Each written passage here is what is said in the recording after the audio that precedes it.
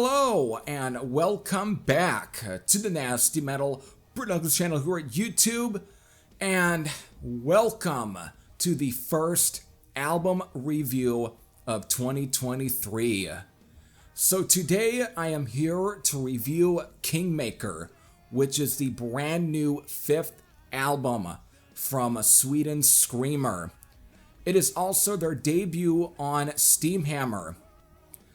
This was dropped on January 13th, so without further ado, let me get into it, folks. Alright, before I get into my thoughts on Kingmaker, you know what I have to do, folks. I have to do a track listing rundown so I can tell all of you what are the songs are on this album, how many songs are on this album, and what is the time length for this album. And since there's at least 10 songs here, or 10 tracks, it all clocks in at the length of 39 minutes and 18 seconds. So, these 10 tracks are, again, beginning with the title track, Rise Above, The Traveler, Hellfire, Chasing the Rainbow, Ashes and Fire, Burn It Down, Fall of a Common Man, Sounds of the Night, and then finally ending with Renegade. So there you go, folks. There's your 10 tracks. Oh yeah, that's the sound of my notes, folks. Gotta kick off the brand new album review video of 2023 with the sounds of clashing, waving paper. That's, again, smacking across my microphone. And look at that, the audio spikes. You're not supposed to do that, folks.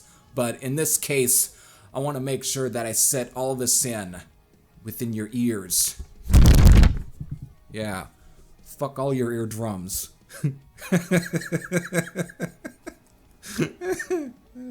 Okay. Now, I haven't been as proactive in following this band as most of those who I know who have been, but I've always kept Screamer in my radar. I have been aware of the lineup changes that has took place over the years. With Kingmaker, it's no different. This is the first album for new guitar player Jonathan Agard Moheim. I hope I pronounced all that correctly. If I did, again, I apologize, and you can mention, hopefully in the comment section below, on how to pronounce his name. Maybe Agard himself can chime in the comment section on how I pronounce your name. Okay, he, of course, joined Screamer in 2021, replacing Anton Fingal, who had been with Screamer since their debut album from 2011. Let me do a little quick, because all of a sudden I kind of forgot the name of their debut album, but it was, there we go, Adrenaline Distractions from 2011. I think that was actually on High Roller Records. Yes, it was High Roller, because Screamer were a High Roller band, folks. Okay, so with all those lineup changes in place here, let me just get into my thoughts now on the actual music that is contained inside Kingmaker here. So, from my initial listens of this album, I definitely noticed a slight change in sound. This is kind of a shift, more of a small shift in a way, from the more fast, new wave or British heavy metal inspired new wave or traditional heavy metal of their earlier albums, to definitely this more melodic, polished, semi-mid-paced direction that I'm pretty much noticing here. While there is some traces of that early sound that can be found here, as in songs like the Dio era Rainbow of, well, the aptly titled Chasing the Rainbow, to, of course, Hellfire, Burn It Down, Sounds of the Night, and Rise Above. But they're definitely polished up, a little more cleaner sounding, and that's pretty much due to also the recording and the mixing of this album.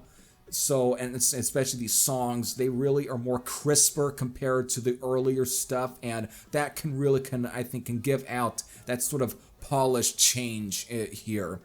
So, but however, again, with, let's say, like a song, for example, The Traveler here, to really bring about this slight change in musical direction here, this track brings in more of a polished, melodic, hard, and heavy sound that sounds slicker and even introduces synths to the mix, though executed in a way that adds atmosphere to it than anything more. Now, again, to bring up another example of, let's say, another track that, again, one of the more classic sounding screamer songs that can be found here, that really also uses, let's say, keyboards or whatever, would be, again, a song like Chasing the Rainbow. Again, the keyboards that are heard is more organ-like. Kind of Hammond organ-ish, but yet it's kind of pushing towards that. Again, it's though giving it that Dio era rainbow / Deep Purple / Uriah Heep effect that pretty much works to the song's advantage. Again, and that's why I think it's a perfect fit for what they're doing. And it's a very fast-paced song, and it is probably one of my favorite songs on this album.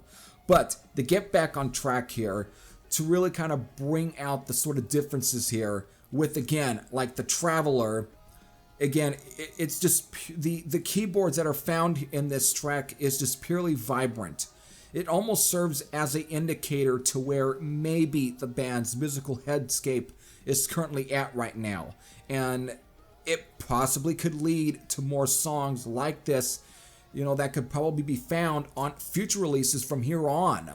So it's really interesting that they're kind of switching, they're not completely changing up, but they're really kind of playing around with more of these kind of songs than more stuff like, again, which we're kind of getting earlier on with screamers. So it's interesting. Now, this is not to say that screamer are beginning to sell out or anything, but it's fascinating that now that screamer are being signed, to a bigger label that are now, again, they're just now beginning to, let's say, looking to take things in a wider direction. That means production, mixing, and songwriting, and so on. So hearing this shift change right now is intriguing.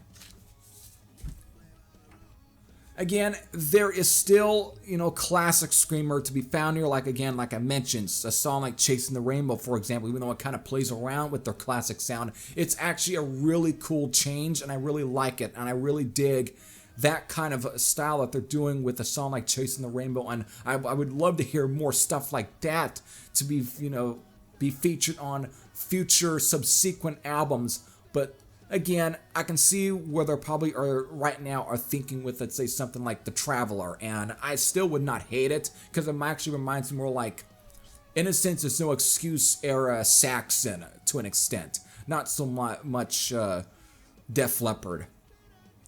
So again, it's beginning to feel more laid back, to make more in the way of harmonies and melodies. Again, getting things to be more polished and accessible to that gets to broaden the audience a bit. So I get why they're actually introducing songs like The Traveler into their arsenal right now. But again, I think for a lot of the old school fans of screamer, this is definitely a little bit of a surprise change. And I think right now, we just have to kind of accept what they're going to do right now. But again, it's not to really say any of this stuff is bad. It's definitely a bit of a different direction right now. But again, musically, what you get on the album, it still plays around with the classic screamer sound. But again, they're fiddling around with it in a way. They're kind of changing it a little bit. They're doing a little bit of a difference to the sound in that way. And I have no problem with that. I have no problem. So there you go, folks.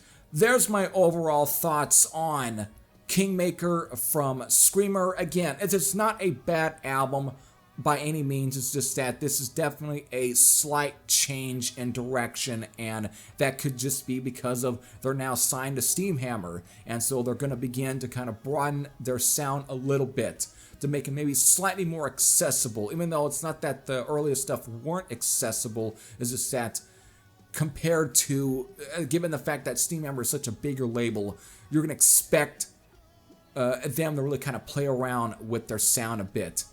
Compared to, let's say, someone like Bullet, for an example. But I don't want to go on to more of a tangent. I definitely need to end this out. And by doing so, I'm going to give you my rating for this album. And I'm giving it a 7.90 out of 10. Again, this is far from a bad record. And again, a 7.90 is not a really bad score or anything. It's just, again, I think right now that's kind of where I feel right now with this album, especially when it comes to scoring it. You know, this is it's just where I feel with this album, and I think most people right now might feel the same. But again, I don't want to make it out that this is you know, a bad record. It's just different in a way, but not too different. But again, you can hear things are beginning to kind of change, and that's definitely going to be a factor that's going to play into future albums from here on. But again, far from a bad record, and I do enjoy this. So again, it's a good record. So for any of those who probably have listened to Kingmaker right now, and maybe if they share the same opinions, or they may not share you know, the same opinions, again, whether these opinions are positive or negative, you can leave those opinions in the comment section below. So, but if you've never listened to Kingmaker and you're looking into an album that might get you into Screamer, I'd say maybe start with albums like Hell Machine or so, you know, or even, let's say, their debut album. So there you go. Those are probably my recommendations. So with that, I hope all of you enjoyed. This is Heavy Thrasher saying I'm out, and I'll see you all later. Take care, everyone.